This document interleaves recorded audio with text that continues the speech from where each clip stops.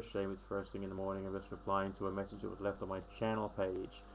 This individual who's basically new with the occult is planning on doing a Ouija board seance on Halloween night. Yes, always good fun to try and hold people together. It's a great, it's just great to do. Okay, but the question was, would a homemade board work? Well, I've got some news for you. Okay, the board itself doesn't do any of the working. It's you who does the working. So you've got to spend a long time training yourself to use that board. Just having it on your lap whilst you're watching TV, just like tracing out various messages, deliberately training your mind as to where all the letters are on the board.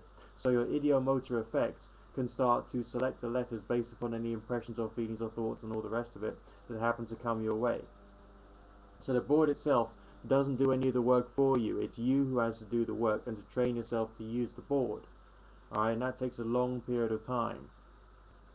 And then all the rest is a result of meditation, so that you can learn to feel the world around you in a slightly different way. So you become aware of apparent presences or apparent consciousnesses around you, or just feelings, and just trying to interpret them or trying to interact with them, and then see how that affects your ideomotor response when using the Ouija board. Alright, that's the way I think you should be seeing it. So there's other people going to turn around and say, no, it's got to have silver painting on it, otherwise it won't work, or it's got to be this one particular type of Ouija board, otherwise it won't work.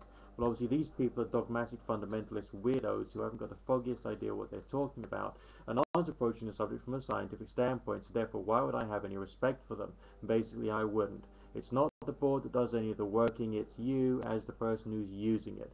And that's what you've got to try and get clear in your mind's eye, because the way in which you perceive all of these things will affect the results that you may and or may not get. Okay, the way that you perceive all of this stuff will affect your interpretation of any apparent results. So remember what I've just told you and learn to apply it. At least, that's the way I see things anyway. You're free to disagree, but I personally think you'll be crazy if you do disagree.